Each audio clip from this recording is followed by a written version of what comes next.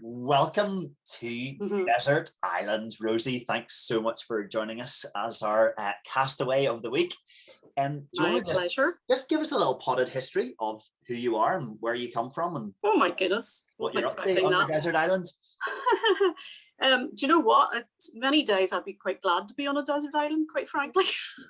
I actually think, we have rain battering against the windows here. It's a real Yeah, it's a a kind of a washed up sort of a night actually. Yeah, so yeah. So desert island, oh, bring it on. Absolutely. No, I was kind of thinking more many days in my office. I'd be quite happy to be on a desert island where nobody could find me actually. But yeah, so I'm joining you from my kitchen in Gilnahirk in East Belfast, which is, so I'm an Eastie Beastie. Been here for, a good number of years. My parents actually moved to Gilnahirk when I was in my teens, so that's kind of how the sort of East Belfast connection started. And I love this wee part of town, I must say. I have great neighbours here, which is great. What else do you want to know about me? I work for Queen's. Yeah, I was going to say, yes. Where is this office that you want to escape? Yes. Don't tell anybody. Don't tell anybody. Then they won't be able to find me. So I've been with Queen's for the last 5 years, actually. And strangely enough, I feel like a bit of a blow in there too, because I suppose the greater part of my working career was spent in the Open University, where I was for 23 years before Queen's. So I think Queen's has been a big culture shock to me actually, because although I've always been in higher education, the Open University, I suppose I didn't realize just how different it is from a sort of traditional red brick university. I'm now having a very sort of different experience, I think, of higher education from an administrator's perspective, obviously. So I work with our postgraduate students, both the master's students and the PhD students, that's kind of really interesting because obviously our research students are with us for much longer than most students would be. So and I manage a small team there who we work together to support our postgraduate students. So that's where I'm to be found most days. And you're dealing with people who are dealing with culture shock themselves quite a lot of the time, aren't they? Is a lot of Absolutely. And we have a high proportion of international students in our school, because of the sort of subjects that we're sort of teaching, particularly amongst our masters and our research students. So high percentage of Chinese students, but from all over the place. So that's interesting both ways, both for them and for us, obviously, in terms of the sort of windows into various worlds that opens, Right. Every day is a school day. Every day is a learning day for sure. Oh, my favorite phrase. Yeah. I know it is a cliche, but it's so true. I can't believe it. I learn so much every day, both about people and about what I'm supposed to be doing. Cool, that's really interesting. That's a fabulous part of the job, is to just keep meeting new people all the time as well. And that must be fascinating. People keep me sane in the job, I have to say. Although I'm an administrator, I'm actually not a lover of processes. I'm really not. I kind of do the processes because that comes with the territory, but it is the people side of the job that I think is both the challenge but the reward as well, I guess. Right, and now you get grilled. Now we get our window into the mind of Rosie. Oh dear. Right, book first. What is your desert island book? So my desert island book, I've got my little copy here because this is the very, I don't know if you can see that or not. It's because it's blurring it. It's a bit blurred. I don't know why that is, but it's the original. Of your background. It's there it is. That's it. It's the original copy that I had as a kid, actually. So it's The Lion, the Witch and the Wardrobe, C.S. Lewis. And I read, actually, there's 7, and so it's the Narnia Chronicles would have been the full set of 7, which I read as a kid. Yeah. But actually, I think it was when I came back to the book a couple of years ago that it really, I'd always loved it, and but when I came back to it a couple of years ago, I just could not believe, well, I suppose the levels that it works at, both in terms of being an absolutely delightful, magical children's story, but then also just the sort of the many other profound layers that are in it. And I suppose particularly from a faith perspective, it is just such a hopeful, encouraging delightful book. And actually, when I was revisiting it, can I read this wee, C.S. Lewis had written a little, he'd written this wee note to his goddaughter at the start of the book, and I'd forgotten about this actually, but in some ways it kind of gets where the book's coming from, because he says, "Dear Lucy, I wrote this story for you, but when I began it, I'd not realized that girls grow quicker than books. As a result, you're already too old for fairy tales, and by the time it is printed and bound, you will be older still. But someday you will be old enough to start reading fairy tales again." And actually that just hits the nail on the head, because it's like, when I read it again, it was like, yeah, I'm old enough to start reading fairy tales again. So you sort of completely love it at the fairy tale level, but also, there's all the other stuff that's part of the book as well. So you mentioned the film, Chris, you were teasing me, you might find a little clip from the film. I looked and failed. It's one of the, it's another hard to find film, but and I suppose the film did kind of make the book, alive to a wider audience in a sense, and the film captured it very perfectly in really terms of when you first see Aslan. Oh, I know, it's just incredible. It's kind of, it's one of my Christmas films actually, along with Muppets Christmas. It's and Muppets Christmas. Yes, us too. It's just so great. I never knew that. So obviously C.S. Lewis's favorite character was Lucy as well. Then that was it's interesting. Yeah, he obviously, maybe that's where Lucy is she's the youngest. She's the youngest, and yet she's little character, and she's so sweet. Just so sweet. But yes, he obviously did draw on that a little bit. In terms of, so I mean, I don't know whether obviously the story is kind of. 4 children that get bundled off to this old professor's house during wartime, obviously, and what turns into they kind of are playing loads of games, and then I think it is Lucy herself actually who's the first one to stumble into the wardrobe, and as she goes to the back of the wardrobe, just suddenly starts to feel this cold stuff and this scratchy stuff against her skin, and finds herself in this magical world of Narnia, which is forever winter, as it is when the kids first arrive, under the spell of the White Witch. You're giving me shivers just even describe. It's so good. Fur coats. There's a little corridor through and that into the snow. The moment that idea of escaping life through the wardrobe and finding a whole world beyond. I mean, that is not to cheapen the beauty of it, which I am about to do. It's kind of like the TARDIS, isn't it? It's that idea of going to the phone box and off to all of time and space. But if there's a real kind of mythical shiver just of that idea that We're just disallowing those links. I just gotta put my foot down there. We don't compare Doctor Who with C.S. Lewis. Glad you said that. That's me told. There are lines you do not cross. Comment. But that idea of the just beyond the everyday, that little link through something very kind of prosaic like the wardrobe into the realms of the imagination, just amazing.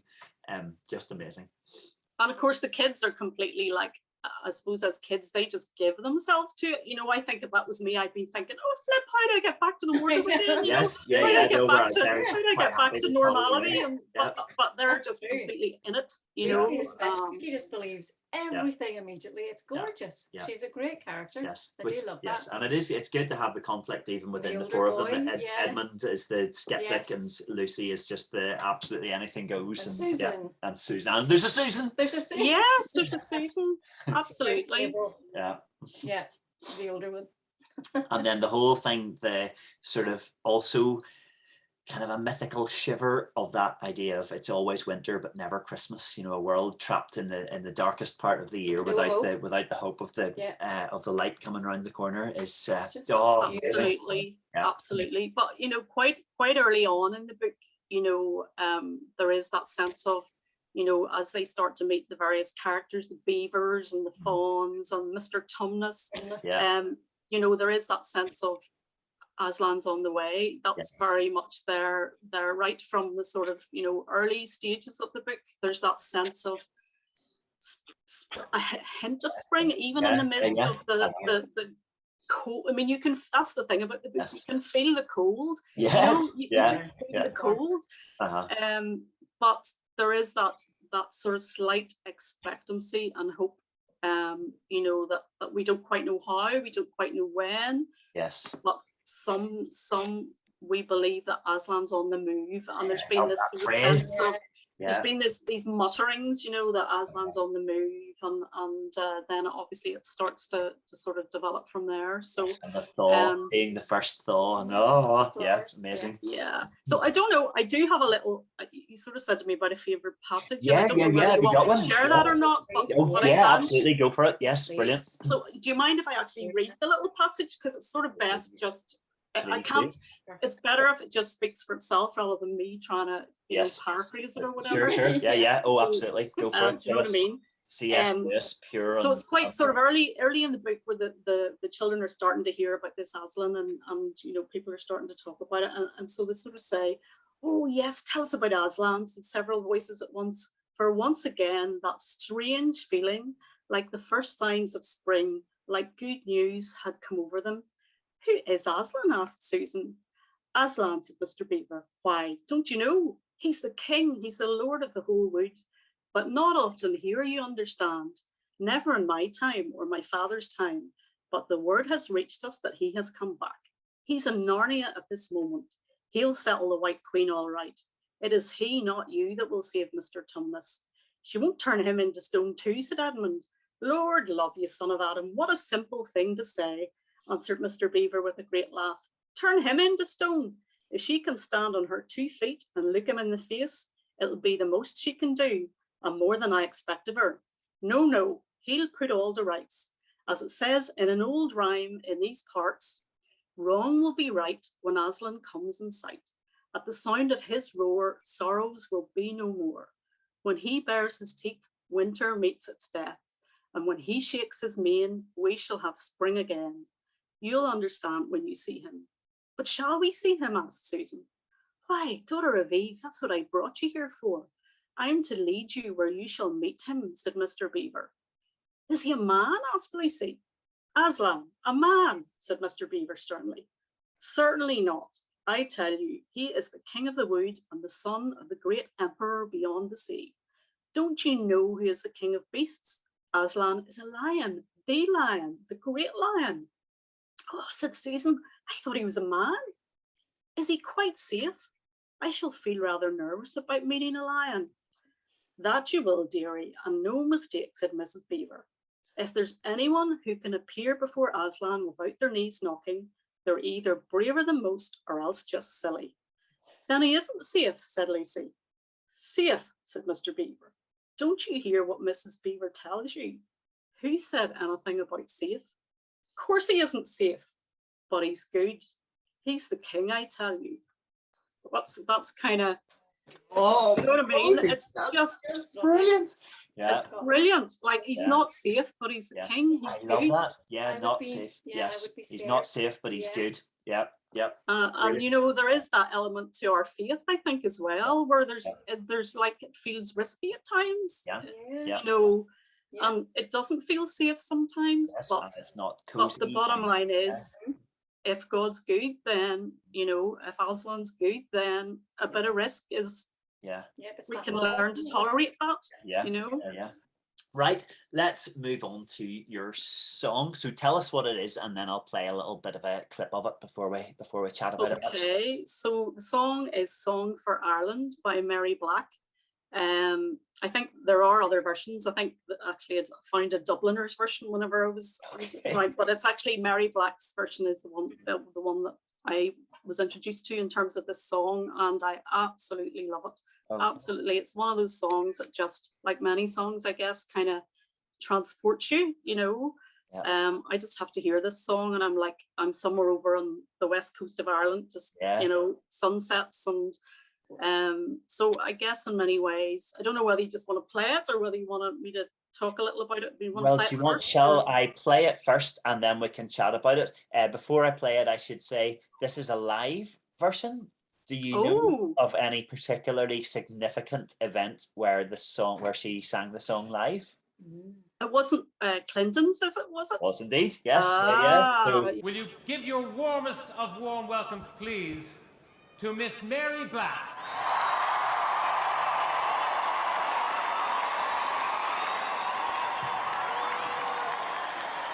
Thank you.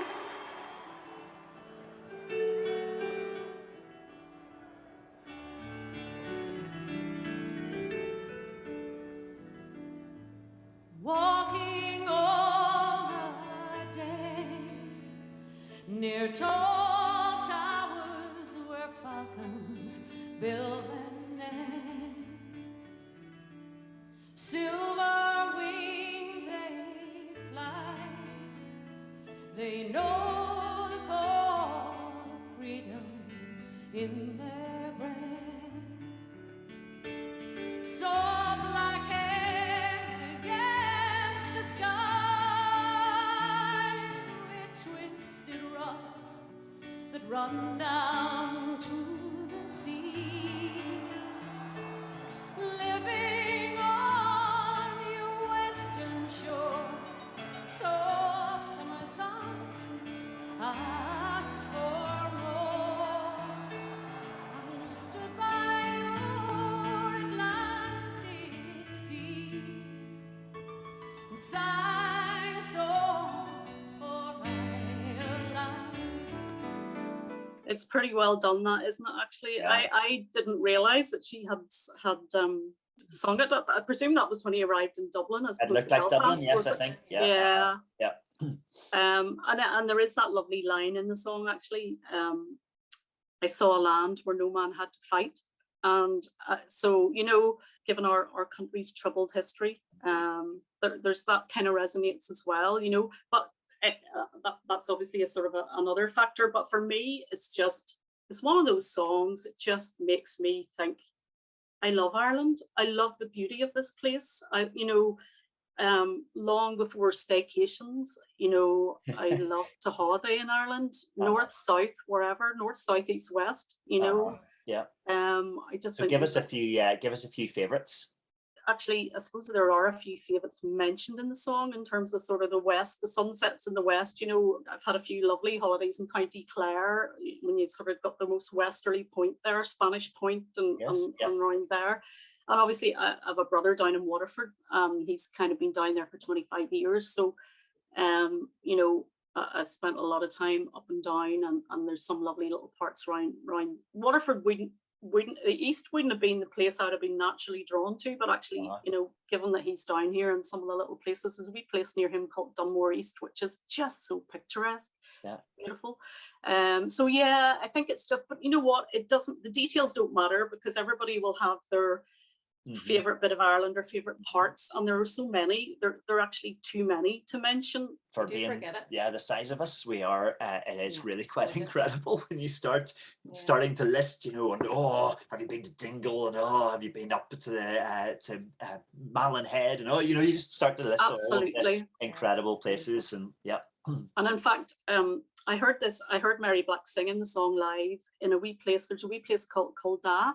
Yes, Quigley's Point kind of direction, isn't it? Yeah, there's a wee village. Yes, so Culdaff's a little village. Yeah, you can sort of go on up to Malin Head from there, but there's a wee family-run hotel there called McGrory's, and they would be quite well known for their music, or certainly would have been pre-lockdown.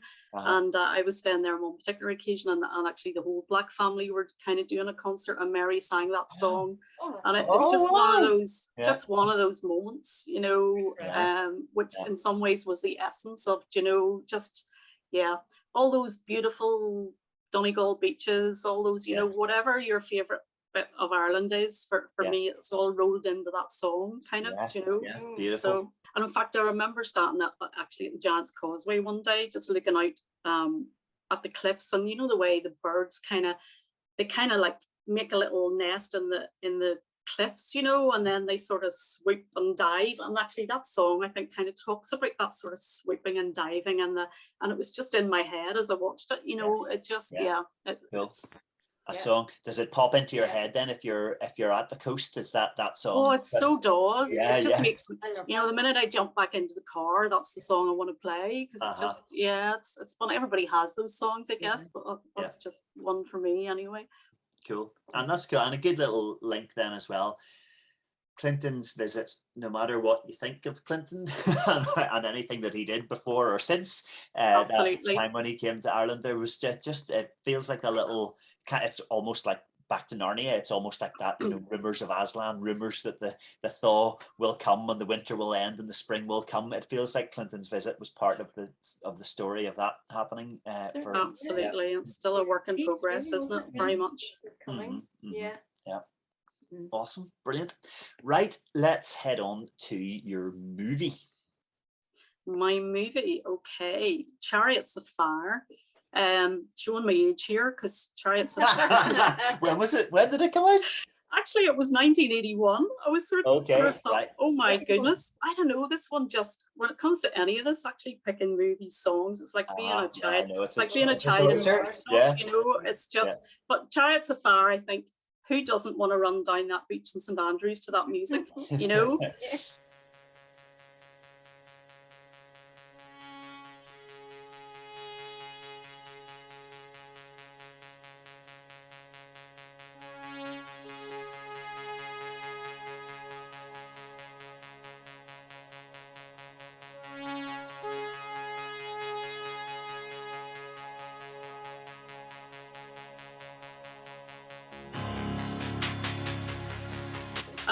And I mean, a lot of us have been on that beach at West Sands, just in front of the Golf Links Hotel there, It's amazing. Well, it's a bit like Portchurch Strand, actually. It would be very similar in that sense, but I think it was one of those iconic kind of scenes, and the music, often it's music that makes a movie too, isn't it? Phenomenal. And also, it's a true story, which I think is so for folks that aren't familiar with it. It's the sort of climax of the film is the sort of 1924 Olympics in Paris. Eric Liddell is kind of very principled, and in fact, as it turns out, he won't. His heat for the 100 meters ends up being scheduled for a Sunday, and he actually at the very last moment when they're there in Paris, all good to go, says, I have to pull out of this race. I can't run on a Sunday.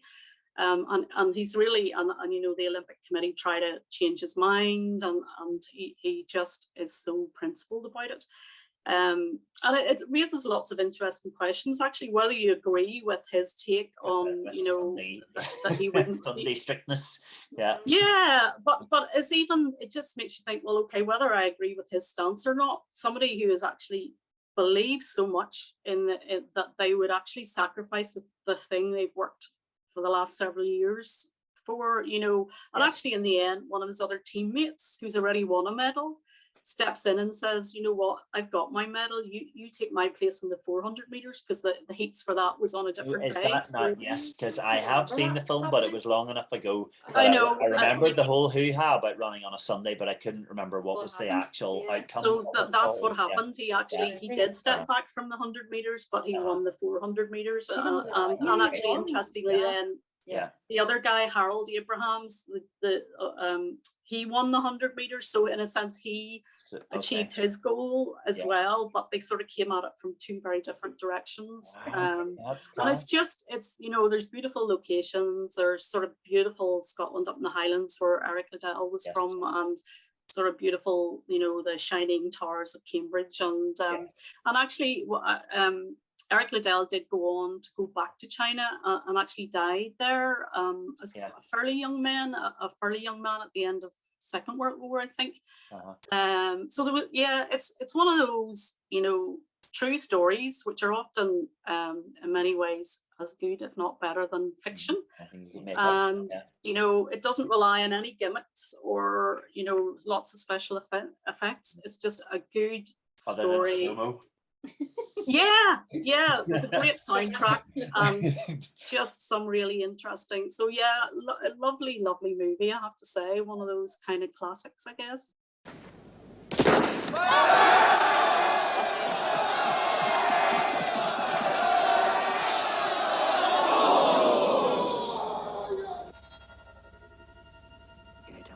lad, get up.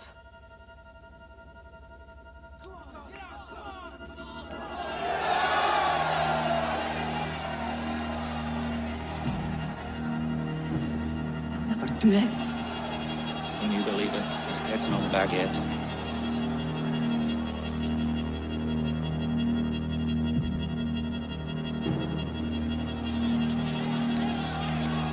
Come on!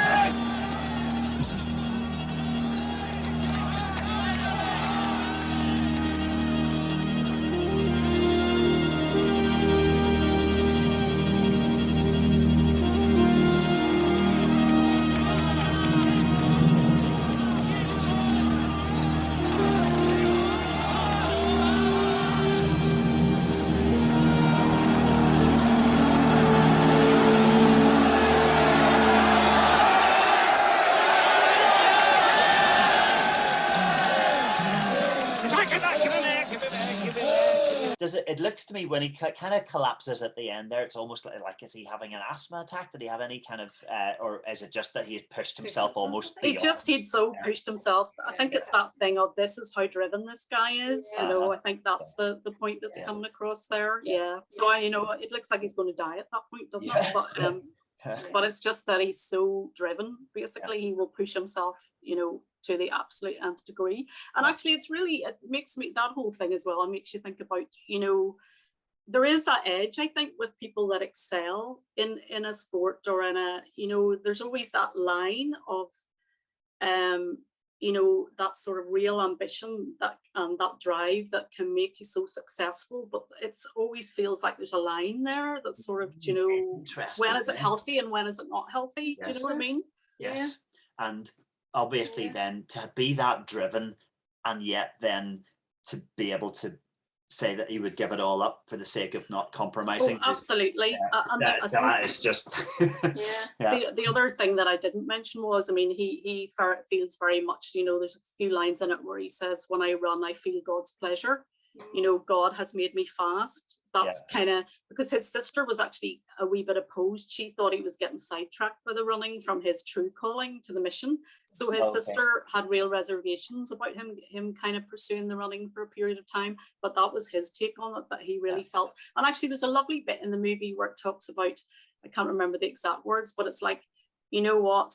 Whether you're putting out the seats at a meeting, whether you're peeling the potatoes, whatever it is, if you do it as well as you can do it, it doesn't matter whether it's running the 100 meters at the Olympics or whatever, and it's kind of coming from that sense of, whatever it is we've got, whether we regard it as a gift or, whether we don't kind of maybe value it all that much, if it's something that can contribute, something that we're good at, then do it to the best of your ability, It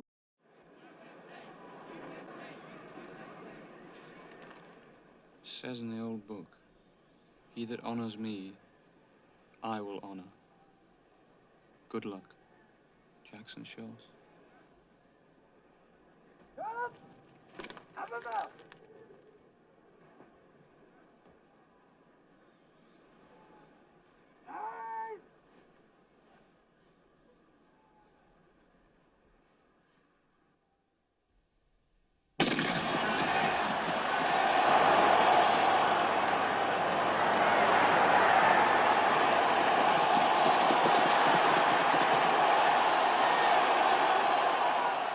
So where does the power come from to see the race to its end?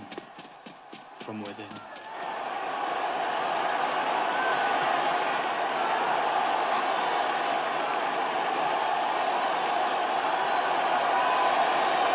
Come on, little!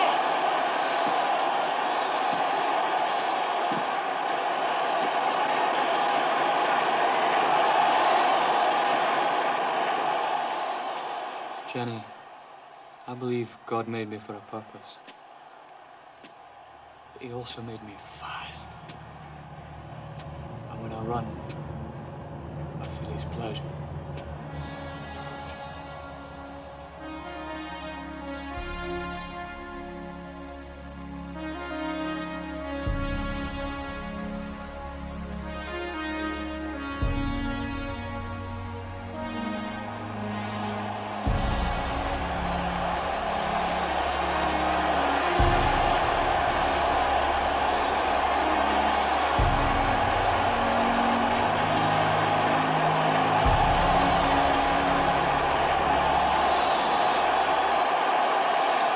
love a movie where you can see them saying "splendid, splendid."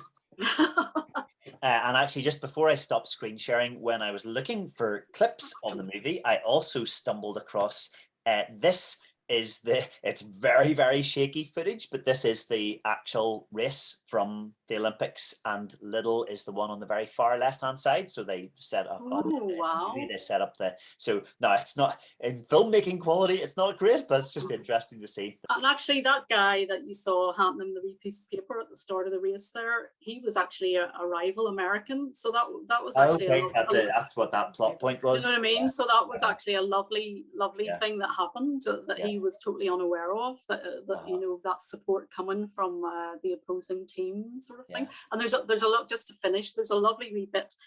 He has this coach, this Italian coach, and the coach can't bear to go and watch the race, you know, after all the sort of, you know, preparing him and everything. So he's staying in this accommodation right opposite the stadium, and he just stays in his room. And the first that he knows that Eric Liddell has actually won the races, he just sees the Union Jack being raised, the flag being raised, you know, for the ceremony, and he just like punches this hole in his hat. Actually, it just is a lovely moment, you know, that he's not even there, but it just sees the Union Jack going up, and he knows it's happened. It's just lovely.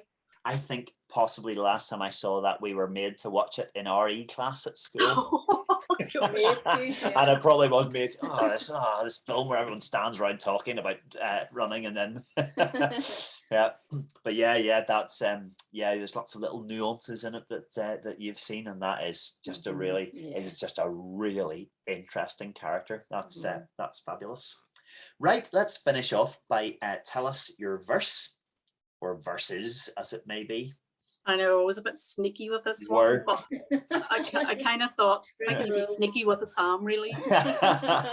Yeah, Psalm 131. And given that it only is 3 verses, I just went for the whole psalm. You can't leave a bit behind, really. So Psalm 131. My heart is not proud, Lord. My eyes are not haughty. I do not concern myself with great matters or things too wonderful for me, but I have calmed and quietened myself. I am like a weaned child with its mother. Like a weaned child, I am content. Israel, put your hope in the Lord, both now and forevermore. I suppose for me, it's actually one of those psalms that purely by just almost that repetition of the like a weaned child almost is like a soothing process in itself, you know. And I just think, you know, my heart is not proud, my eyes are not haughty. I mean, I'm in some ways, my interpretation of that is sort of that, you know, all those things that you wrestle with and think you should or can understand. It's like, no, I do not concern myself with great matters. You know, there's so much we don't understand, and we can scramble our heads trying to, you know, work things out. But actually, if we just still ourselves and quieten ourselves, you know, it is that like that soothing and that calm and that quietness comes. That's like a resting child as well, isn't it? Yes, you know, exactly. When they've asked all the why is the sky blue type questions, and got that all, and maybe not got any answers, but then just rest in the parents' arms. That's and kind of letting it go, you know. And I was thinking about it and thinking, you know, it's not always possible to actually physically be still. Like sometimes there's still a lot going on and there's a lot to be done. So it's not always about even physical stillness, but I think it's about somehow being able to find a place of letting things go, you know. And in fact, when I looked at the message, as often, you know, if you look at the message and the way that it's been written, it talks about, what does it talk about? Yeah, I've cultivated a quiet heart. And I think that's really nice, because it's like this process, isn't it? It's a lifelong journey of cultivating a quiet heart in the midst of all of the things that come at us in life and all of the turmoil and all of the angst but it's that sense of, even if you can just get little moments of a quiet heart, it kind of sustains you through the next bit of the journey,